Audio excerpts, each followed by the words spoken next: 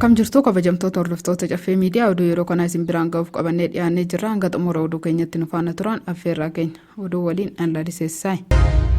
Miseensonnii fi maamiltoonni waldaa dargaggoota caffee hojii gamtaa waliigalaa tajaajila kennameef itti gammaduu dubbatan. Akka miseensi haaraan sheerii bitachuuf gara waldaa dargaggoota caffee hojii gamtaa waliigalaa dhufe dubbatanitti odeeffannoo waldichaa kan dura qabu caalatti akka ifoomeef akkasumas tajaajila kennameef itti gammaduu himan. Maqaan koo Zagayee Gammachuu Luuqaan jedhama. Kan inni dhufe godina Horroo Guduruu Wallaggaa aanaa Amuruurraati.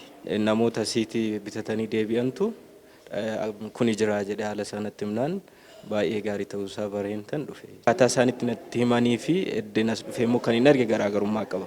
Jechuun kan isaan jedhan sanaa olitti haalli keessummeessuu haalli hojii as keessatti hojjetamaa jiru baay'ee natti tolee jira jechuudha. Akkaataa isaanitti na simatanii akkaataa isaanitti haalaan itti dhimma koo amma sa'aatii tokkoon xurree jechuudha niin dhufe. Xumureen nan deeme warafaan qabu dhaabbii waan rakkoo garaagaraan qabu atattamaan xumureen deebi'ee jechuudha. Gama biraan namoota miseensa hin taaneefis gara waldichaa akka dhufan ergaa dabarsan. Namni hundumtuu sheerii kana bitachuutu hawwu kan information hin qabne naannoo baadiyyaarra yookaan immoo magaaluma kana keessa ta'anii kan hin qabne jiraachuu danda'u. Bifa danda'amuun sheerii kan akka isaan information qabaatanii dhufanii bitan gochuuf bifa danda'amuun information sana nama harka akka ga'u gochuun barbaachisaadha an jedhuun qaba.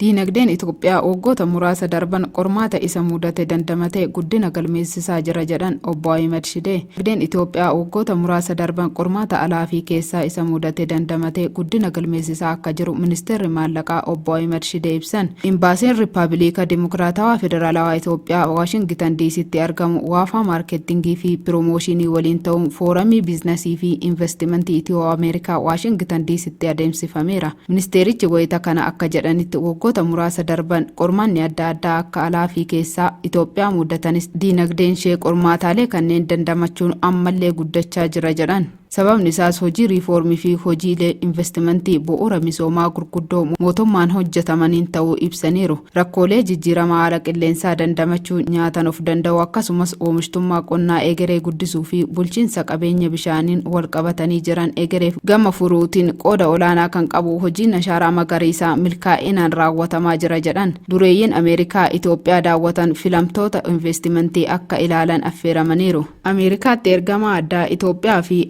Ambaasaaddarri aangoo guutuu kabajamoo Dr. Silashii Baqqalaa gama isaaniitiin Itoophiyaan Ameerikaa waliin hariiroo dippiloomaasii waggoota 120 caaloo akka qabdu ibsaniiru. Itoophiyaan qabeenya guddaa qabduu fi filmaatota investimentii akkasumas onnachiiftuuwwan adda addaa investoroonni argachuu danda'an ilaalchisuun fooramicha irratti ibsi dhiyaateera. Dabalataanis marii paanaalii dhalattoota Itoophiyaanotaa milkaa'oo kanneen dameelee investimentii adda addaa irratti bobba'anii fi hooggantoota Ameerikaa adda addaa of keessaa qabu taasifameera. Gaaffilee fi yaada hirmaattota irraa ka'aniif deebii fi ibsi taasifamuusaa odeeffannoon imbaasii Itoophiyaa Waashingitan DC ni mul'isa. Dureeyyiin Ameerikaa fooramicha irratti hirmaatan riifoormii mootummaan taasisaa jiru keessaa investoroonni biyya alaa investi akka taasisan haala mijataa uumuuf yaalii taasifamu dinqisiifachuu isaanii ibsameera. Tumsa wabii nyaataa lammiilee mirkaneessuuf taasifamuuf deeggarsi amoolee deeggartoota murteessaadha jedhan ministeerri qonnaa. Wabii nyaataa lammiilee mirkaneessuuf taasifamuuf deeggarsi amoolee deeggartoota murteessaa ta'uusaa ministeerri qonnaa Dr. Girmaa Amantee ibsan. Ministeerri qonnaa Dr. Girmaa Amantee Itoophiyaatti Ambaasaadara Jaappaan Hirooshii Baatan waliin misooma ruuzii, hoortiikaalcharii fi buna irratti mootummaa Jaappaan waliin hojjechuuf akka danda'amu mari'ataniiru. Marii kanaanis Itoophiyaan mootummaa Jaappaan waliin michooma bara dheeraa akka qabdu ministeerichi yaadachiisanii deeggarsa mootummaa Jaappaan misooma ruuzii, hoortiikaalcharii fi buna irratti taasisaa jiru dinqisiifataniiru. Haala kanaan yeroo jalqabaaf naannoo Somaaleetti lafa hektaara 3,000 irratti jallisii ruuzii oomishuuf karoorfamu ministeerichi eeranii misooma ruuzii jallisii babal'isuuf yaalii taasifamuuf mootummaan Jaappaan deeggarsa barbaachisaa akka taasisu gaafataniiru. Itoophiyaatti Ambaasaaddarri Jaappaan Hirooshii Baataan gama isaaniitiin qonnaan bultoota misooma ruuzii, hoortiikaalcharii fi buna irratti lafa xiqqaa qabaniif deeggarsa mootummaa isaanii gabbisa dandeettii fi dhiyeessii galteen taasisaa jiru ibsaniiru. Mootummaan Jaappaan deeggarsa taasisu cimsee kan itti fufu ta'uu Ambaasaadarichi mirkaneessuu isaanii odeeffannoon ministeera qonnaa irraa argame ni mul'isa. Ministeerri qonnaa Dr. Girmaa Amantee fi Ambaasaaddarri Hirooshii Baatan dhimmoota fuulduraa irratti bal'inaan mari'achuun waliigalteerra ga'uu isaanii himameera. Mootummaan Jaappaan qonnaan bultoota naannolee Oromiyaa, Amaaraa, Sidaamaa, Itoophiyaa Kibbaa fi Itoophiyaa Jiddu Galeessatti lafa xiqqaa qaban deeggaraa akka jiru eeraniiru.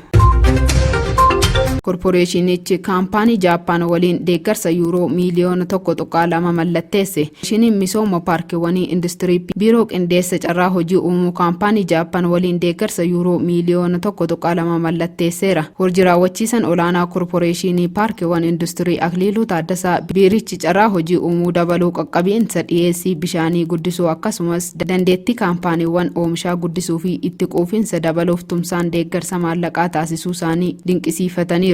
Pirojektichi yeroo qabametti xumuramee humna guutuun hojiirra akka oolu kutannoon akka hojjetu mirkaneessaniiru. Waliigaltichi paarkii industirii hawaasatti dhiyeessii bishaanii guddisuu fi itti quufinsa kaampaaniiwwanii oomishaa dabaluuf paarkichi humna guutuun akka hojjetuu fi pirojektii lammiilee 300 oliif carraa hojii uumuuf akeekkate hojjechuuf jedhameera. Daayiriktarri qabiyyee fi bulchiinsa dhaabbilee misoomaa mootummaa obbo Habtaamuu Hayila Mikaa'el hojii raawwachiisan olaanoo korporeeshinii pirojektiiwwanii industirii Akiliiluu Taaddasaa akkasumas qindeessan ministeera tumsaa fi guddina diinagdee Jarman Dr. Dominika Piriis dabalatee hooggantoonni biiroo argamuu isaanii odeeffannoon korporeeshinichaa irraa argame ni mul'isa.